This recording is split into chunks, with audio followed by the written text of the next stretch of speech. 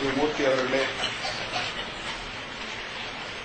தலைமை ஆசிரியர் திரு பழனிசாமி அவர்களே, இந்த விழாவிலே கலந்து கொண்டிருக்கின்ற பேரூராட்சி மன்ற தலைவர் திருமதி காந்தா மாணிக்கம் அவர்களே, பேரூராட்சி மன்ற உறுப்பினர்களே, கிராம கல்விக்குழு உறுப்பினர்களே,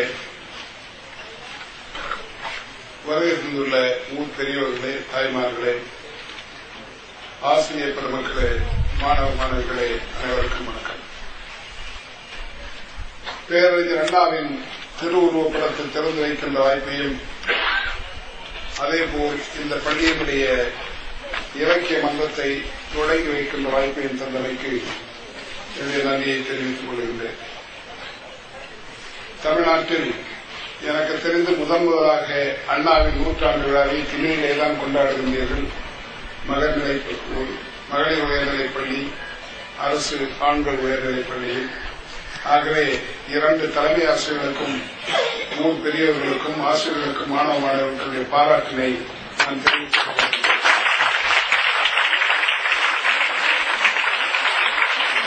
எனக்கு முன்னாலே பேசிய நம்முடைய முதன்மை கல்வியாளர் அவர்கள் குறுகிய நேரத்தில் அண்ணாவின் சிறந்த பண்புகளை உங்களுக்கு சுருக்கமாக எடுத்துச் சொன்னார். அண்ணா அவர்கள் இல்லாவிட்டால் தமிழகத்திலே தமிழுக்கு இப்படிப்பட்ட ஒரு முக்கியத்துவமே வந்திருக்க முடியாது. 1967 வரை நம்முடைய மாநிலத்தின் பெயரே மெட்ராஸ் ஸ்டேட் என்றுதான் இருந்தது. அண்ணா அவர்கள் ஆட்சி பொறுப்பேற்றார்கள்.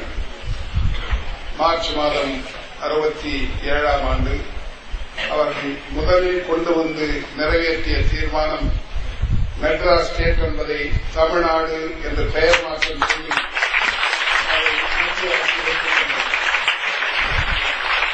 இன்றைக்கு நாம் தமிழ்நாட்டை சார்ந்தவர்கள், தமிழர்கள் என்று பெருமைப்பட சொல்லிக் கொள்வதற்கு வழிவகை செய்தவர் பேரறிஞர் அண்ணா அவர்கள். வாழ்நாளிலே பல அரிய சாதனைகளை அவர் செய்து முடித்தார். அவருடைய துவக்க காலத்தில் இருந்து இறுதி நாள் வரை எதை எடுத்தாலும் அவர் செய்தது சாதனையாகத்தான் இருக்கும். அவர் பேச்சாளராக, எழுத்தாளராக, நாடக நடிகராக, நாடகத்தை எழுதுவதாக, பின்னாலே இந்த நாட்டை ஆள்பவராக அத்தனையிலும் அவர் சிறந்து விளங்கினார். எல்லாவற்றிலும் தனி முத்திரையை பதித்தவர் பேரறிஞர் அண்ணா அவர்கள். அவருடைய இறப்பிலேயும் தனி முத்திரையை பதித்தார். இதுவரை உலக வரலாற்றில் ஒரு மரணத்திற்கு சேர்ந்த கூட்டம், கடைசி இறுதி ஊர்வலம் பேரறிஞர் அண்ணாவுடைய ஊர்வலத்துக்கு இதுவரை ஈடாக உலகத்தில் எப்பொழுதுமே இருந்ததில்லை. 1.5 கோடி பேர் அந்த இறுதி ஊர்வலத்தில் கலந்து கொண்டார். உலக சாதனைகளை வெளியிடுகின்ற கின்னஸ் வேர்ல்ட் ரெக்கார்ட்ஸ் இன்றைக்கும் அதிலே முதல் இடத்தை தான் பிடித்திருக்கிறது. அண்ணாவின் இறுதி ஊர்வலத்தில் 1.5 கோடி பேர் கலந்து கொண்டார்கள். ஆக வாழ்நாளே அவருடைய சாதனையாளர் தான், எல்லாவற்றிலும் சாதனை தான். தமிழை எவ்வளவு பேர் பேசியிருக்கிறார்கள், தமிழ் அறிஞர்கள் வாழ்ந்திருக்கிறார்கள், தமிழ் புலவர்கள் இருந்திருக்கிறார்கள். அவர் தமிழை படித்தவர் அல்ல, தமிழை முதன்மையாக எடுத்து படித்தவர் அல்ல. அவர் படித்தது பொருளாதாரம். அவர் பேசத் தொடங்கியது ஆங்கிலத்தில். 1935ஆம் ஆண்டு முதலாக கல்லூரிகளை MA முடித்துவிட்டு அப்பொழுது தந்தை பெரியாரை சந்தித்து அவரோடு சேர்ந்தார் பொது வாழ்க்கை. அவருக்கு கொடுக்கப்பட்ட வேலையெல்லாம் அன்றைக்கு நீதி கட்சி தலைவர்கள் எல்லாம் ஆங்கிலத்திலே தான் பேசுவார்கள்.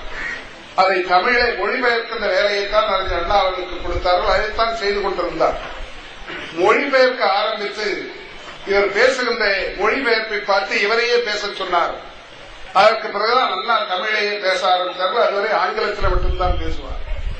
அப்படி இது ஆங்கிலமாக இருந்தாலும் சரி, தமிழாக இருந்தாலும் சரி, இரண்டிலையும் தனக்கு நிகராக யாருமே இல்லை என்று சொல்லுகின்ற அளவுக்கு வெற்றி கொடியை நாட்டியவர். வெறும் எழுத்துக்கள் மட்டுமல்ல, அவர் சொல்வார் அடுக்குமொழி பேசி மக்களை மயக்கிவிட்டார் என்று அந்த காலத்தில் காங்கிரஸ்காரர் குற்றம் சாட்டுவது. வெறும் அர்த்தமற்ற அடுக்குமொழிகள் அல்ல, அதில் அர்த்தம் அடங்கியிருக்கும். அவ்வளவு நூல்களை படித்தார். அதைத்தான் முதன்மை கல்வி குறிப்பிட்டு சொன்னார்.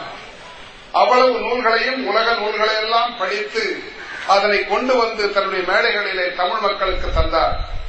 அவருக்கு இளைஞர்களின் ஆர்வம் அதிகம். குறிப்பாக மாணவர்களோடு நெருங்கி பழகுவதை, பேசுவதை அவர்கள் விரும்புவார்கள். அப்படிப்பட்ட வாய்ப்பை பெற்ற பல்லாயிரக்கணக்கான மாணவர்களிலே, இளைஞர்களிலே நானும் ஒருவர். அவருடைய கூட்டத்தை நான் 8ஆம் வகுப்பு படிக்கும் பொழுது முதலாக குடியேற்ற நகரிலே பொதுக்கூட்டத்தை கேட்டேன். 7ஆம் வகுப்பு படிக்கும் பொழுது பெரியாரின் கூட்டத்துக்கு போனேன்.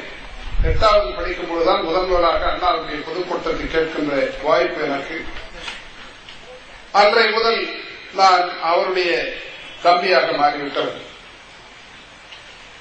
அவர் மீது இருந்த பற்று என்று சொல்வதை விட பைத்தியம் என்றுதான் சொல்ல வேண்டும். எல்லோரும் வழக்கமாக இடது பக்கம் கோடு எடுப்பார்கள். நான் வலது பக்கம் எடுத்திருப்பேன். காரணம், அண்ணா வலது பக்கம் கோடு எடுத்தார் என்பதற்காக நான்.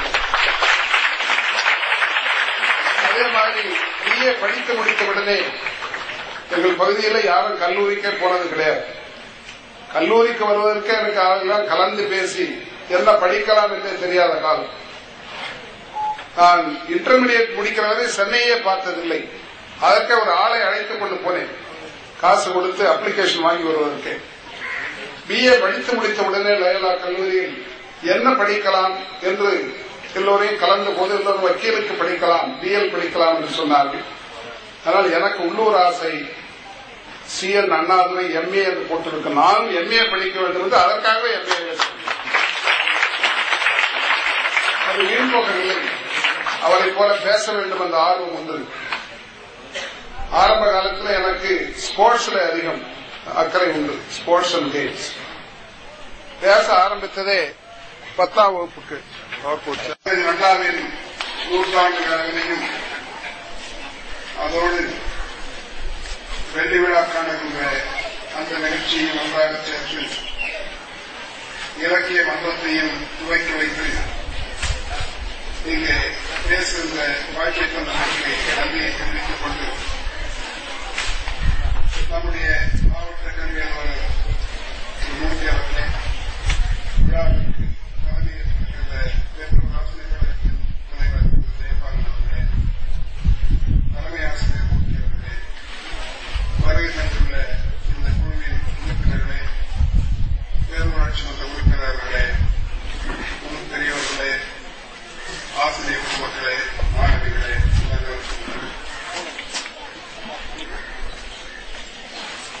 தமிழ்நாட்டில் பேரறிஞர் அண்ணாவின் நூற்றாண்டு விழாவை செப்டம்பர் 15ஆம் தேதியிலிருந்து கொண்டாடிக் கொண்டிருக்கின்றோம். 2 நாட்களுக்கு முன்னேதான் வேலூர் தமிழ்ச்சங்கம் ஒரு நாள் விழா நடத்தியது.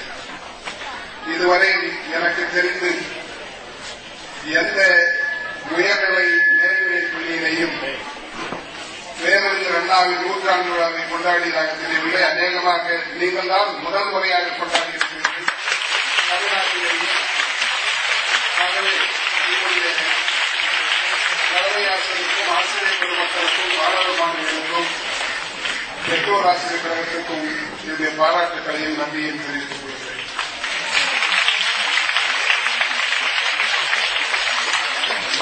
நான் அறிஞர் அண்ணா அவர்களாலே அரசியலுக்கு அறிமுகப்படுத்தப்பட்டு அவரால் நாடாளுமன்றத்திற்கு, லோக்சபாவிற்கு அனுப்பி வைக்கப்பட்டது. இந்த தொகுதியிலே தான் வந்தவாசி நாடாளுமன்ற தொகுதியில் அறிஞர் அண்ணா அவர்கள் வேட்பாளரை அறிமுகம் செய்கின்ற கூட்டத்தினை ஏற்பாடு செய்து நான் அப்பொழுது நாடாளுமன்ற வேட்பாளர் அருமையன்பர், இப்பொழுது மாண்புமிகு அமைச்சராக இருக்கின்ற ஆற்காடு வீராசன் அவர்கள் சட்டமன்ற வேட்பாளர். இவரிலே தான் அந்த பொதுக்கூட்டம் நடைபெற்றது. நான் என்றைக்கும் மறவாமல் அதை நினைத்துக் கொண்டிருப்போம். அதற்கு காரணம், அப்போது எனக்கு 28 வயது. அண்ணா அவர்கள் என்னை அறிமுகப்படுத்தி பேசுகிறார்.